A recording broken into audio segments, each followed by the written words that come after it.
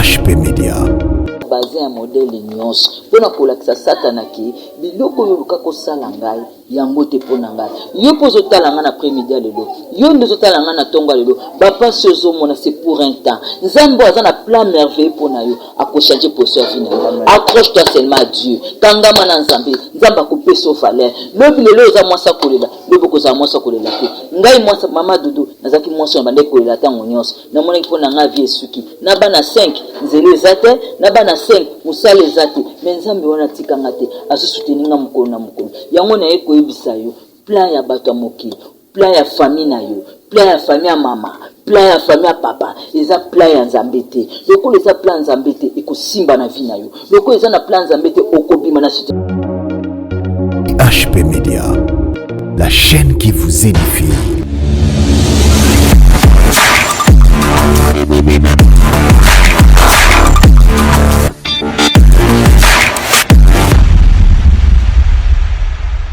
Voilà, shalom peuple de Dieu, vous qui nous suivez partout dans le monde à travers notre chaîne et HP Media, à travers l'internet.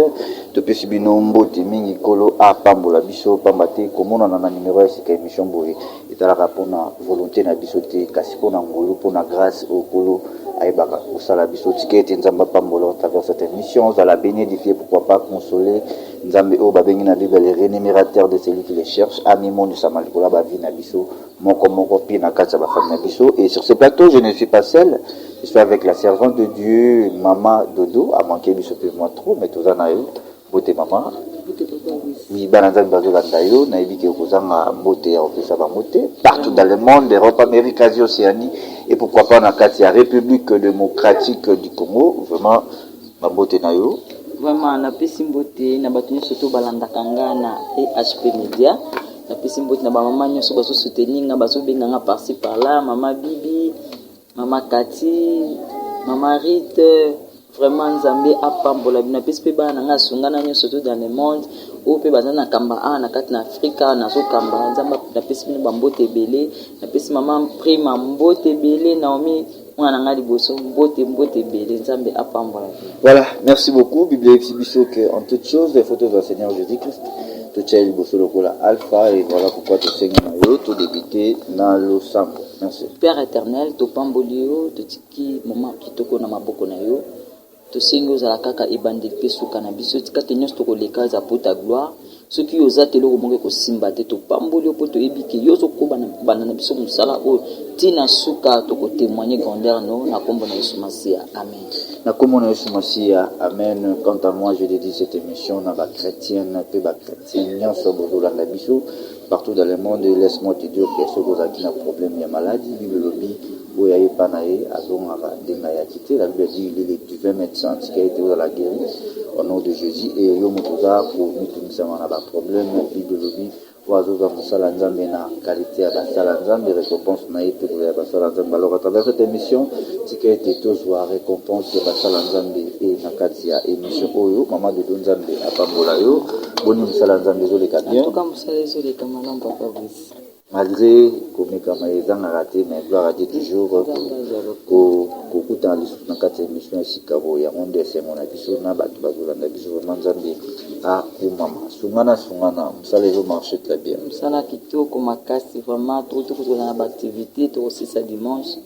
na thème kaka oyo napesaki la fois passée. Dieu te connaît, en tout cas mosala ezoleka malamu. Merci beaucoup. Alors message nini omemeli bana nzambe baza liboso na yo ebele bazolanda yo mpona kotala nini nzambe atie na kati ya monako na yo na ngonga oyo bamatema komi ezoyoba c'est poussé par l'esprit que les hommes de Dieu parlent de la part du Seigneur vraiment parce que le temps oyo bako message nzambe apesi ngai na pe media lelo.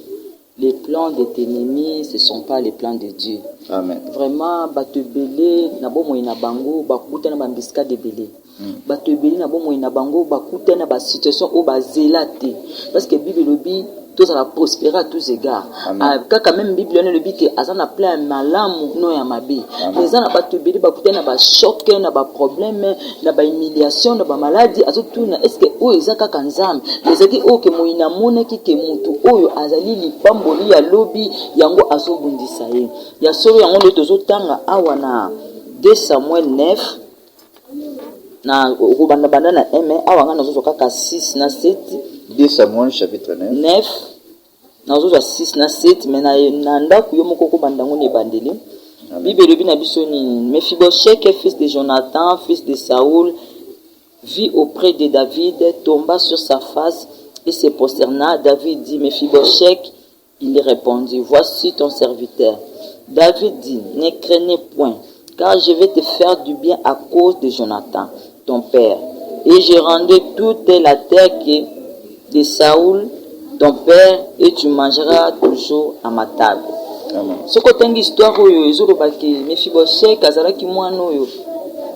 azalaki infirme batiaki mopanzi parce que na ntango wana ezalaki moto aza infirme babande ko écarter ye combien de bato ba écarta bango po azala mbongo te ba écarta na famille ba écarta na libota par rapport ya ba situation zo traverser. Alors David tant amonaki que ce qui le longa na komi roi eza à cause de Jonathan. Jonathan zaki papa ya Mephibosheth chaque fois Saoul abane ko kana mabe pona kubuma David Jonathan bane ko ya ko dévoiler ba problème na ye que la papa na biso sali boye ke ba boma yo ke ba donc ti e ko bima David na royauté. Bien aimé eza na batubele Nzamba ebaki que Jonathan asala bolamu pote un jour mwana na abika bikamu donc bolamu Nzambe liboso Jonathan ya David nde tindi que un jour Nzambe David ayeba na ko se souvenir na Mephibosheth parce que na plan diable balingaki Mephibosheth azala moto azaki écarté Nzamba iko lakisanga kabiza na batu mususu komona bango baza humilié na ba famille babotami bakomba comme na poto kanisi kaza bien nzoka na plan diable ba sepelité le maladie le problème songolo le likambo songolo azotu na Nzambe ezani na bomo enanga ngana kati ke sona komi na mabele oyo ngana za beni ngana kozwa kimia OK na plan diable ba sepelité kino che mabama makolo na mboka na babani ko compliqué yo na ko yebiso ke calcula bato eza Nzambe te. Amen. Ce qui est dans la Bible, quand Mephibosheth, tant amoni que Nzamba eko touché David, eko yebisa que okolia na mesa nanga. Lelo koza la inutile na famille na yo. Lelo koza la inutile na pièce ovani na musalo zo sala. Lelo koza inutile na libalo, koza inutile. Mais ba que Nzambe yo zo servi akobimisho nesika wana. Nzambe zo servi akopeso valeur. Mephibosheth azaki obabwa kaki. Yemoko déjà plein na ba problème na zaki na abaneja komi ko s'écarter. Ezana ba tubele lo ba kuma ko s'écarter par rapport à la vie sociale. Akoma ko s'écarter par rapport à bitumbaza nango akoma ko s'écarter na milieu par rapport à makambo azokuta nango alobi ngana ko sala bote po ngana zalaka boye ngana zaka na défaut songolo mais le défaut na yo eki ko empêcher te que Nzambe asalela yo problème na yo eki ko empêcher te que Nzambe bundela yo Nzambe permettre ka ba humiliation musu na vie ya mutu pote muta kola alobi a témoigner kanda na Nzambe nako ko exemple ngana pesa ka exemple na mama Dudu place ngana na uti na plan diable nazala mwasa soni nazala mwasa kolela nazala mwasa humiliation ibale ngai te nazala muta bisenga senga nazala aka derrière bac mais wona taki plan Satan mais na plan Nzambe nazala mwasi munene nazala ona côté ya litema liboso ya bato o bakba ko sepela un jour nazo prier na mama mosakoli moko ayibisinga mama Dodo nazo mona yo olati robe bazin mais ezaki na ba perle na kati na tali vie actuelle naza elamba te naza lipapa te naza elamba te eloko te na vie na ngai na tuni mama na biloko wana so ekomanda mama oza mwasi munene Nzamba ebisinga akotombolo na bandaki kolela mama na koti na ndako azui robe bazin ya ba chinois parce que za ba robe mususu za pina oza ka moins cher abimisi na ndako na ya pesinga abi mama moni elembo ngana pesi oza mwasi munene na tuni Nzambe mama o apambolinga aza munene ngana aza mukie lorsque robe ngo ezobina binanga kaka na nzoto na Nzambe nanga il faut sepelsanga na koti prière na bandi ko bondela ngana epsi Nzambe plan ya Satana eza plan na yote yo za na plan merveilleux pona bomo inanga bene mina bandi ko bondela nazo bondela tongo moko na eko sambela pona mama moko mama na epsi na mama Nzambe otanga ke na futelo bieto ke de Benin na mama Nzambe azwa lokumu to komi na Benin esika oyo bazin ezali bene me ngai mama Dodo na vie nanga ko lata ezaki lokola eloko a passe boye mais Nzambe wana na plan na ye azaki na plan merveilleux na kenda Benin na lata bazin ya modèle nyonso pona kolakisa Satana ki biloko yo luka ko sala ngai yango te pona ngai yo pozo talanga na après-midi lelo yo ndezo talanga na tonga lelo papa sozo mona c'est pour un temps Nzambe aza na plan merveilleux pona yo akochanger position ya vie. Accroche-toi seulement à Dieu kangama na Nzambe akopesa valeur lobi lelo za mwasa kolela lobi ko za mwasa kolela te ngai mwasa mama dodo nazaki mwasa bande kolela tango nyonso na mona ki pona nga vie suki na bana 5 nzele ezate na bana 5 musale ezate mais nzambe wana tikanga te azo soutenir nga mukolo na mukolo yango na eko ebisa yo plan ya bato mokili plan ya famille na yo plan ya famille ya mama plan ya famille ya papa eza plan ya nzambe te lokolo eza plan nzambe te ekosimba na vie na yo lokolo eza na plan nzambe te okobima na situation wana lokolo eza plan nzambe te nzambe akolongisa yo bebe eza bakomba mosusu yaka kopesa biso mayele soki ezalaki ekolonga na lekaki te mutu mosusu akoloba nazalaka lokola mama dodo oui c'est bien est ce que ekole mama dodo aleka yo koleka yango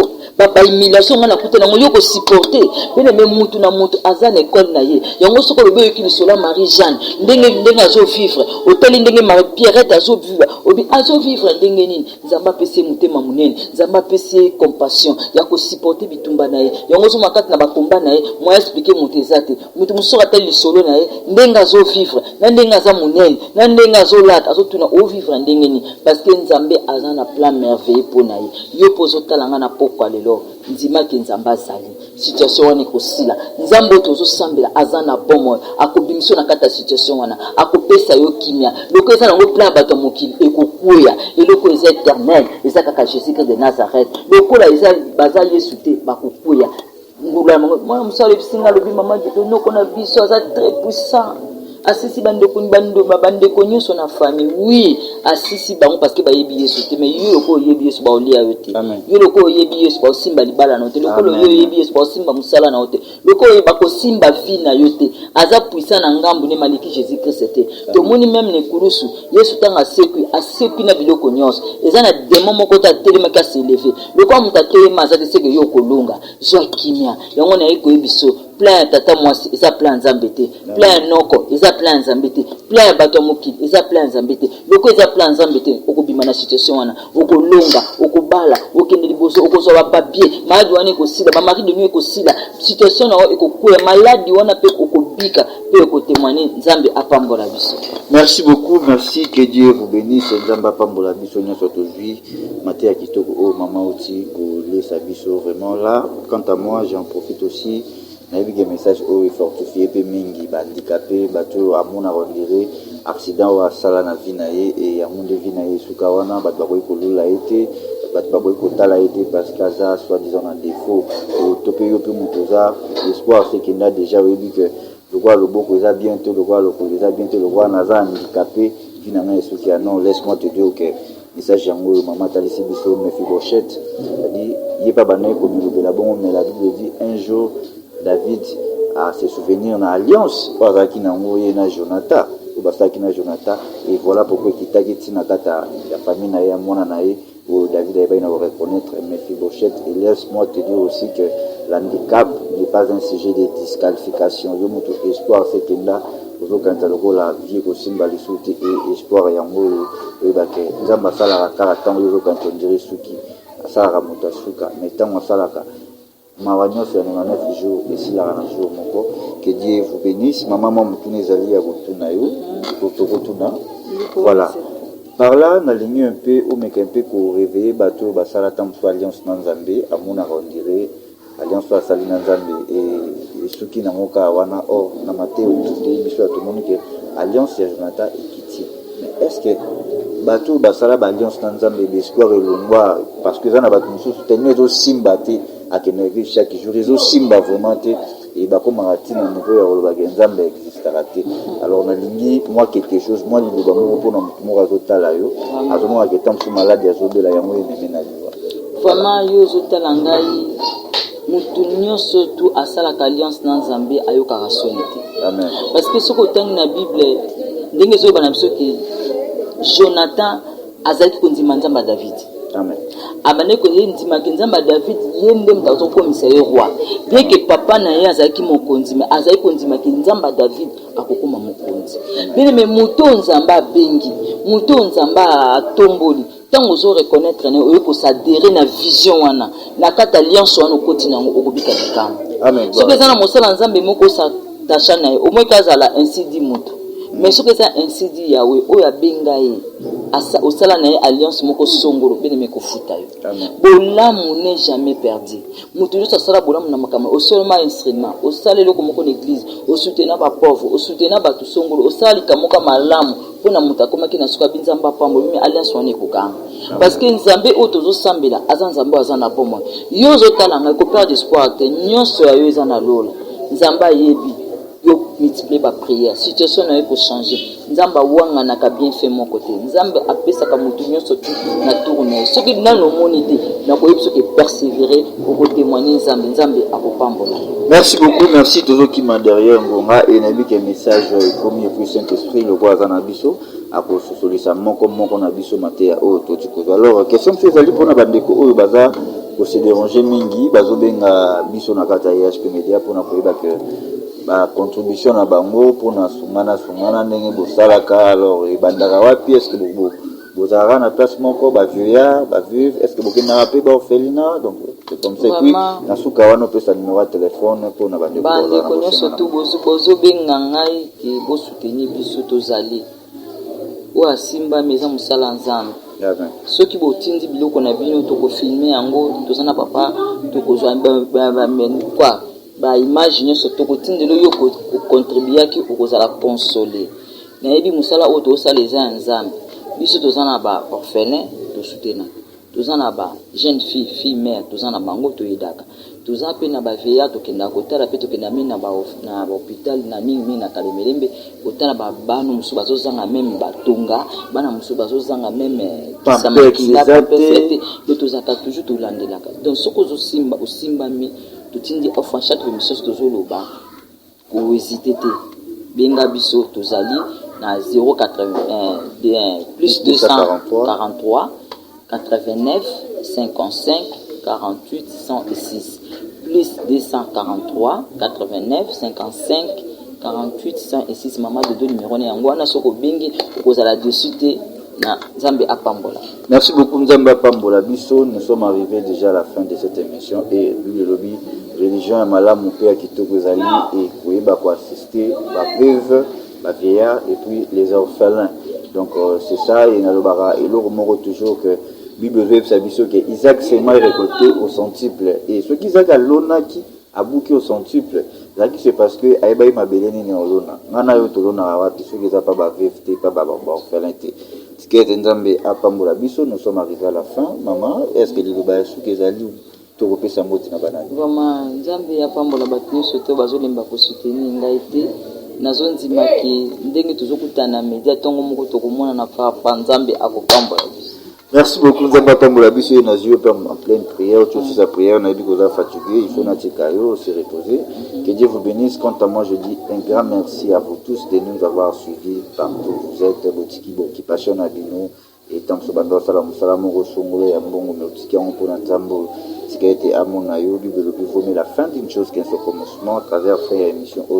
et Nzamba za na olokola omega vraiment Nzamba pambola bana Nzambe nyos bala biso je vois maman Noéline Mpoka la fierté que Dieu vous bénisse na pesi basala Nzambe nyonso et ba servant de Dieu pe nyonso bozola na biso ba maman na ba papa pe bilenge bino nyonso o bo ça toujours pour soutenir pour prier pour na msala na biso o to sala rapamba te biso mo to kokate et puis c'est ça l'amour au christatique la biso aimez-vous les uns et les autres to linga na biso et c'est ça Bibeko ya makasi. Vraiment que Dieu vous bénisse. Je dis un grand merci à notre pasteur Henri Mbié, Nzamba pambola pour une équipe Moumbaya et HP Media. Pourquoi pas on appelle ça Maman GH, ya papa Oseamani, Bambote Bela. Alors, Christa Banana Psolokola Alpha, Kukutirina Psolokola Omega. Merci. Papa to pambolio, bandeki na psokom na psona suka, merci. Merci pour l'assistance na yo. Soko zate loko moko simba tezo na lokumu tikate matea oza la bénédiction pona moko na mutu so koyoka ezala ki malade ezala ki na problème ikamoko songo bande ko simba te abika bikama te mane ko zanza. Merci pona bolamu no kat na bomo na biso zo na lokumu parce que zanza mbotambo na biso elongo na kombo na Yesu Masia. Amen. Bye bye. HP Media, la chaîne qui vous édifie.